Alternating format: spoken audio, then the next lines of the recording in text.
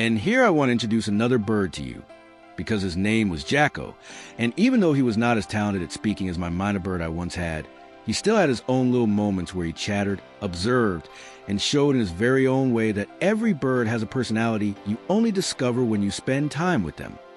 Jackko was a bird who didn't talk much, but the few things he said always came unexpectedly and often at the strangest moments, and that made him special. Because not every bird needs to be a great speaker to become dear to your heart. These birds normally live in warm regions, often in open landscapes, villages, towns, or places where people are around, because they seek closeness, sounds, voices, and everything that sparks their curiosity. And that is where they feel comfortable, since they can discover something new every day. Why? In their natural life, they are constantly moving, searching for food, watching their surroundings, communicating with other birds, and defending small territories. And this mix of activity and curiosity makes them animals that never stand still and always have something going on in their min. DS. When you keep them, you quickly notice that they are not just birds, but little characters who react differently every day, play differently, and speak differently. And that is why I want to show you Jackko, so you can see how diverse these animals truly are.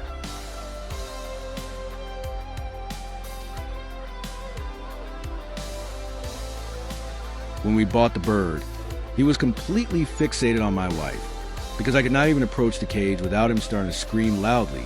And in those first days, we realized how strongly birds can bond with one person when they believe that this person gives them safety.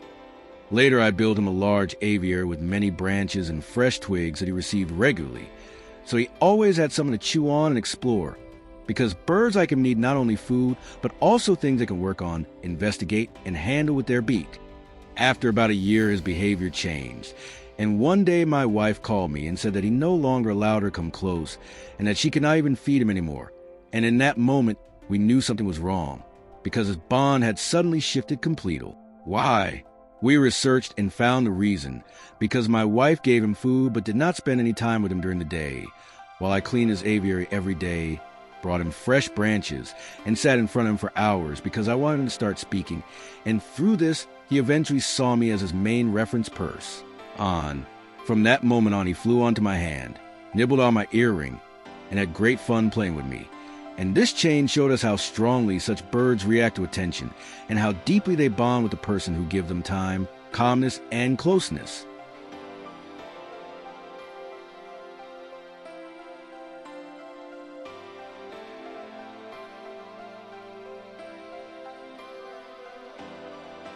Then one day the moment came when he suddenly called out his own name, again and again, so often that it could get on your nerves, especially when you wanted to watch television in peace.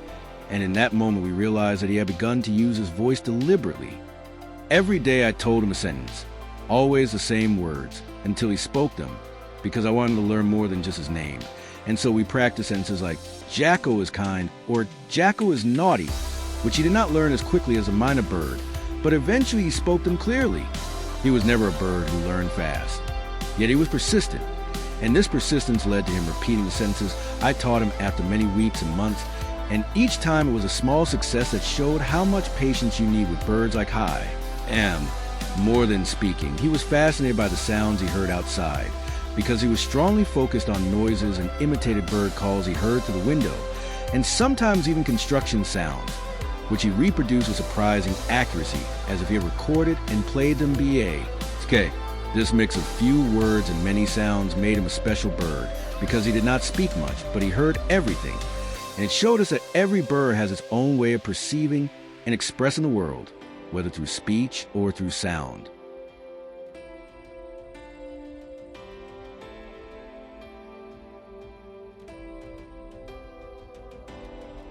Of course, we also let him fly in the living room, and we often had to duck our heads because he shot through the room with incredible speed, as if he wanted to test every corner. And this energy made him a bird who never stood still and always looked for something new. He was especially fascinated by my wife's hair, which she did not like at all, because she knew she was no longer his reference person, and sometimes feared he might bite her, even though he never did, since he was curious but never aggressive. When we had food on the table, we always played something for him as well, but it was completely pointless, because he always wanted to eat from my plate, as if whatever I had was automatically better than anything we prepared especially for High. These little scenes showed us every day how strong his bond to me had become, because he sought my closeness, my hand, my plate, and even my place of room. And through this it became clear that birds very precisely distinguish whom they trust and whom they merely tolerate. So the living room became his small airfield, a place full of movement, curiosity, and little moments in which he showed that he was not just a bird, but character who knew exactly what he wanted and whom he wanted, and that made every minute with him special.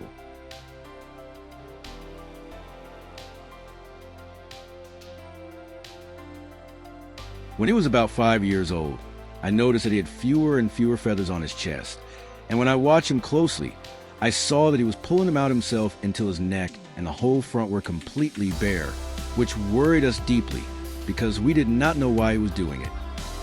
I took him to different veterinarians, had blood tests done, spoke with breeders, and researched online, and everywhere they said that he was not sick but needed a companion, because even though I was his reference person, he lacked another bird with a similar nature to keep him company.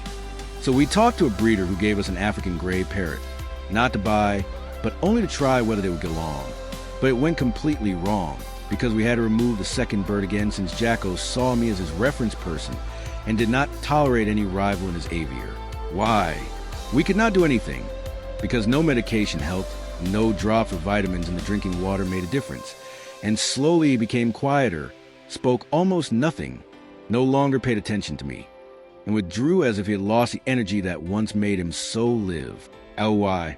One morning we found him on the floor of his aviary, and he had died without us ever learning the reason, and that moment showed us how sensitive such birds are, and how deeply they can suffer from things humans sometimes do not recognize until it's too late.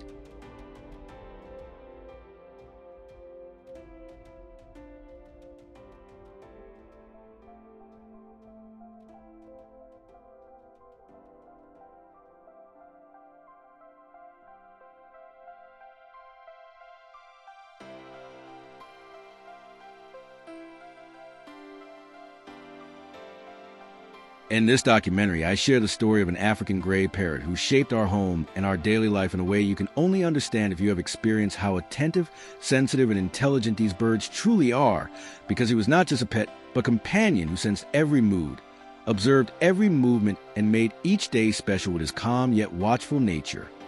You will see how he greeted the morning with soft sounds, how he repeated words, imitated noises, and showed through his curiosity that he not only listened but understood.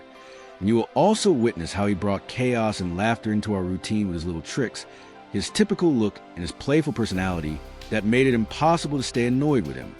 But you will also see the quiet moments, when he sat still with slightly fluffed feathers and half-closed eyes as if reflecting on the day. And these scenes show how deep the bond between humans and animals can become when you give a living being time, closeness, and a permanent place in your life, making this documentary not just a film about a bird, but a story about friendship, trust, and the small things that change our lives.